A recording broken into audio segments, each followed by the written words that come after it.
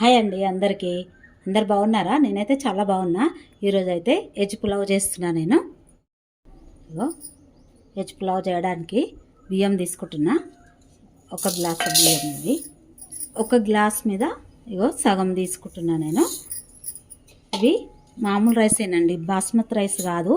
మామూలుగా మనం రోజు ఇంట్లో వండుకునే రైసే చేస్తున్నా నేను. ఈ రైస్ తోటి కూడా చాలా బాగా వస్తుంది, టేస్ట్గా ఉంటుంది. చూడండి, ఇవన్నీ అయితే తీసుకున్నా. వెజ్ పులావ్కు పచ్చిమిర్చి, ఉల్లిపాయ, ఆలుగడ్డ, క్యారెటు, బీన్స్, టమాటా తీసుకున్నా. ఇప్పుడు ఇవి కట్ చేసి పెట్టేసుకుందాము. చూడండి, కొన్ని సోయా కూడా తీసుకున్నా నేను. వెజ్ పులావ్లకు సోయా వేస్తే చాలా బాగుంటుంది. పిల్లలు కూడా చాలా ఇష్టంగా తింటారు ఇవి.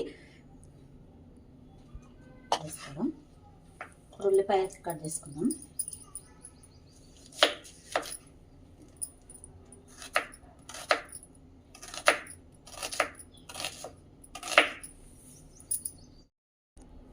చూడండి, అన్నీ కట్ చేసి పెట్టేసుకున్నా నేను.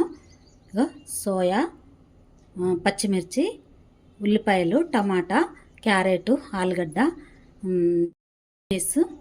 ఇగో కొత్తిమీర, ఇవన్నీ కట్ చేసి పెట్టుకున్నా. ఇప్పుడు ఇవన్నీ కలిపేసుకుందాం. బిర్యానీలోకి ఎట్లా కలుపుకుంటాం మనం అట్లా కలిపేసుకుందామండి.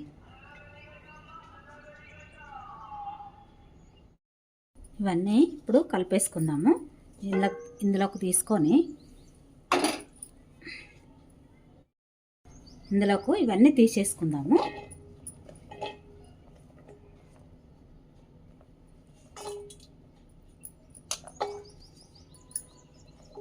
పచ్చిమిర్చి, టమాటా, ఉల్లిపాయలు ఒకటి ఆయిల్ వేసుకుందామండి. ఇవన్నీ తీసేసుకున్నా చూడు. ఇందులోకి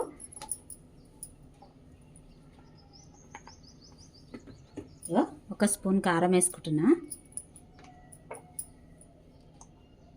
ఒక స్పూన్ పసుపు,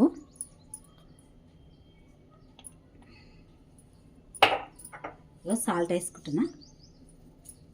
2 స్పూన్లు వేసుకుందాం సాల్ట్.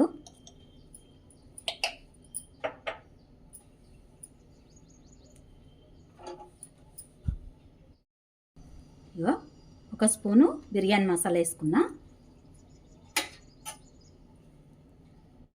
ఒక స్పూను ధనియాలు, జీలకర్ర పౌడర్ వేసుకుంటున్నా.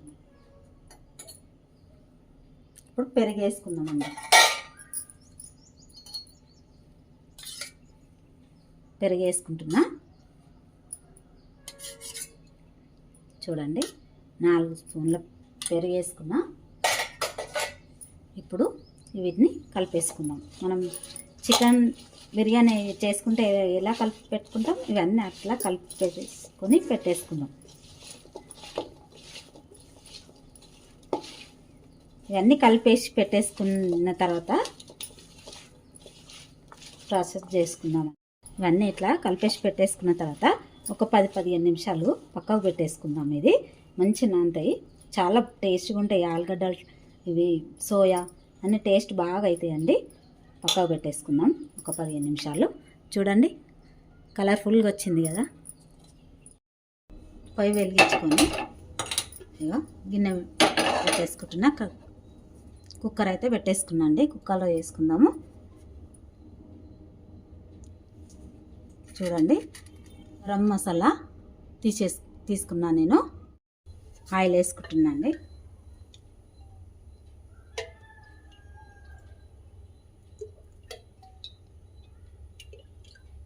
4 పావుల ఆయిల్ వేసుకున్నా నేను.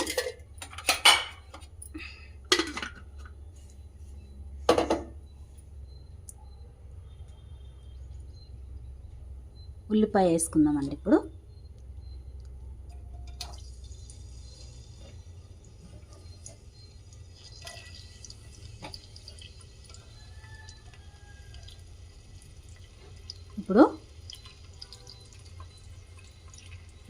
అన్నీ వేసేసుకుంటున్నా.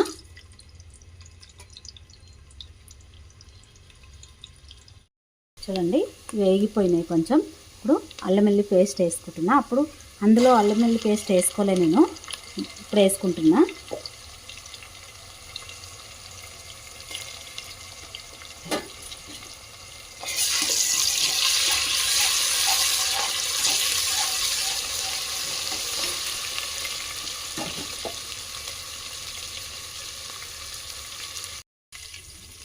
చూడండి ఇవైతే వేగిపోయినాయి. ఇప్పుడు ఇవన్నీ కలిపి వేసేసుకుందాం. చూడండి 15 నిమిషాలు పక్కకు పెట్టేసుకున్నా. వేసేసుకుందాం ఇప్పుడు అన్నీ.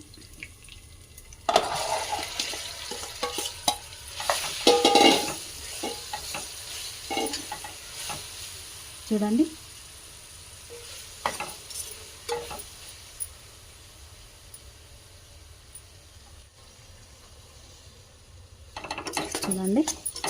వేసేసుకున్నా. ఇప్పుడు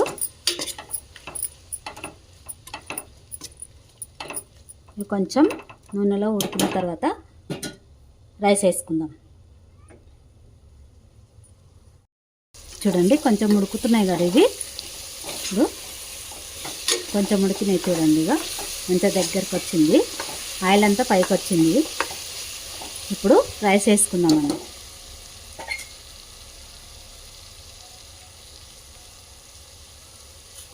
రైస్ వేసుకుంటున్నా.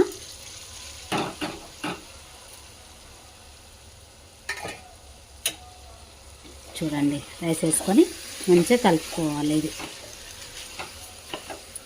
ఎంత బాగా అనిపిస్తుందండి, కలర్ఫుల్గా ఉడుతుంది. పిల్లలైతే ఇంకా చాలా ఇష్టంగా తింటారు ఇవి వెజ్. చూడండి ఇవి మంచిగా కలిపేసుకొని వాటర్ వేసుకోవాలండి. ఇప్పుడు నేను ఒక్కటి సగం తీసుకున్నా కదా రైసు. ఒక్కటి సగం రైస్కు 3 గ్లాసుల వాటర్ వేసుకుందామండి. ఇప్పుడు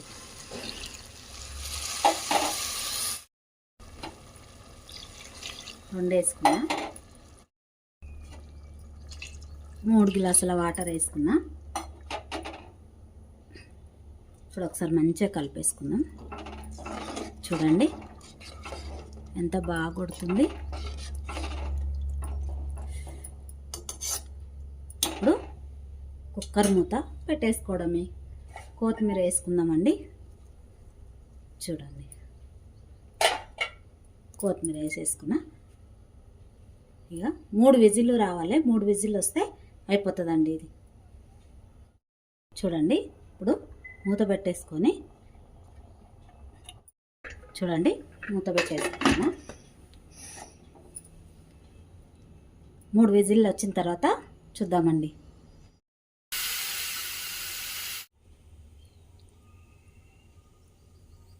చూడండి వెజ్ పులావ్ అయితే రెడీ అయిపోయింది. చూడండి ఎంత బాగా వచ్చిందో. ఇగో మామూలు రైస్ అయినా కానీ ఎంత బాగా వచ్చింది చూడండి. ఇక పొడిలాడుతూ వచ్చింది చూడండి. పిల్లలు చాలా ఇష్టంగా తింటారండి. ఇలా చేసి పెట్టండి ఒకసారి. చూడండి చాలా బాగా వచ్చింది వెజ్ పులావ్. పొడిలాడుతూ చాలా బాగా వచ్చిందండి వెజ్ పులావ్. చూడండి ఇగో సోయా కూడా సూపర్ ఉంది, మంచిగా ఉడికిపోయినాయి అవి కూడా. చూడండి ఎంత బాగా వచ్చింది. చిన్నపిల్లలైనా పెద్దవాళ్ళైనా చాలా ఇష్టపడి తింటారు వెజ్ పులావ్. మీరు కూడా నచ్చితే ఒకసారి చేసుకోండి.